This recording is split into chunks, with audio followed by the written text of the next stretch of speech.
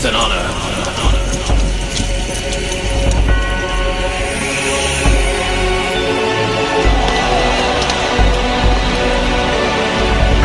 Whatever happens, stick together.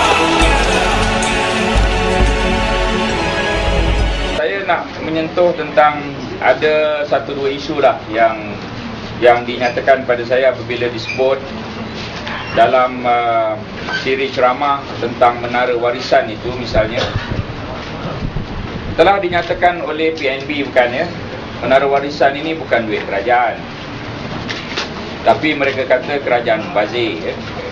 Telah dinyatakan oleh PNB juga menara warisan ini bukan duit pelabur, tapi mereka kata menyalahgunakan duit pelabur ya. Telah dinyatakan oleh PNB juga menara warisan ini adalah usaha mereka sejak tahun 2006 ya. Telah dinyatakan oleh PNB juga mereka yang mencadang pada Perdana Menteri ya.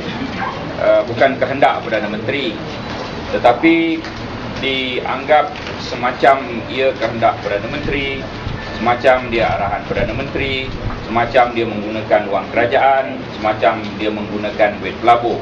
Semua perkara itu adalah tidak benar ya. Tetapi kita dapat laporan-laporan daripada ceramah-ceramah yang menyebut tentang perkara itu. Satu, saya nak maklumkan, menara warisan itu bukan siap besok. Menara warisan ini adalah projek yang mungkin 5-6 tahun baru siap. Kalau sekarang penduduk Kuala Lumpur ada sekian ramai, 5-6 tahun selepas ini tentulah penduduknya bertambah, tentulah keperluan kawasan perdagangannya bertambah. Projek itu adalah projek untuk masa depan. Kadang-kadang kita ni apabila berceramah tu semacam besok nak siap projek itu. Memanglah besok tak cukup orang, memanglah besok tak cukup masih ada ruang perniagaan. Tapi kalau 5 tahun daripada sekarang, dengan pelabur yang ramai dan sebagainya, kita pun tak tahu keadaan bagaimana, jauh lebih maju dan sebagainya. Ada KLIFC ya, Kuala Lumpur International Islamic Finance Center, apa semua itu. Dan kita 5 tahun lagi, katalah kalau 2015 siap, mungkin 5 tahun lagi jadi negara maju. Semua perkara macam itu kita berfikir untuk masa depan. Jadi boleh katakan semua ceramah pembangkang yang kita kesan, mereka menimbulkan isu ini dan menuduh yang bukan-bukan, membazir duit rakyat, kawasan sekolah tak lagi dibina dengan baik lah, apa segala benda. Sekolah, kita buat sekolah, Kementerian Pelajaran bajetnya 35,000 juta ke apa, lebih kurang. Itu ada yang khas. Yang ini lain ya, yang ini projek untuk masa depan. Dan isu ini macam dululah, kata jambatan Pulau Pinang akan jadi gajah putih. Lebih elok diatur papan dan sambung segala feri daripada pulau ke seberang perai atau Pamban aja, itu lagi murah. Itu kepala pembangkang begitulah, sengkat punya pandangan ya. Sekarang ini berebut-rebut, tak cukup kita dah tambah line, tambah lane, tambah lorong jambatan, itu pun masih lagi perluan satu lagi jambatan.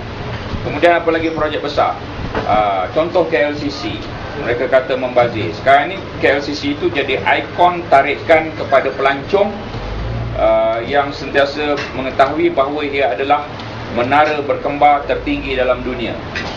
Pelancong nak tengok, datang. Pelancong kita cukup hebat, berpuluh juta setahun datang ke kawasan Kuala Lumpur, KLCC dan sebagainya, jadi tarikan yang cukup bagus. Itu misalnya. Dan di situ juga, di menara KLCC itu juga mengurus kadang-kadang 30% daripada pendapatan negara diurus di menara KLCC itu. Pendapatan negara ni hampir 30-35% daripada Petronas, wang hasil minyak yang diurus oleh KLCC itu. Mana membazirnya ya. Kemudian apa lagi yang orang kata membazir? Lebuh raya. Sekarang ini kalau tak ada lebuh raya tu, Malaysia ini tak akan bergerak pantas. Dah menjadi satu keperluan yang penting. Satu lagi, Putrajaya, mereka kata membazir ya. Putrajaya tidak membazir langsung. Satu, Putrajaya merupakan to ease the congestion of the traffic in Kuala Lumpur, mengurangkan segala kesesakan lalu lintas di Kuala Lumpur sebagai pusat ekonomi. Jadi kita ada pusat pentadbiran macam New York, Washington DC, berbeza, dan sekarang ini mereka berebut untuk menawan Putrajaya yang akan kita pertahankan. Jadi pandangan kita ni pandangan masa depan. Macam juga di Galas ini, pandangan pengundi adalah untuk masa depan di Galas. Pandangan di Malaysia dan projek-projek yang kita buat ini untuk masa depan, bukan sahaja untuk ketika ini tapi untuk masa depan. Itu boleh katakan semua ceramah pembangkang disebut tentang menara warisan, maka saya jawabkan pada hari ini.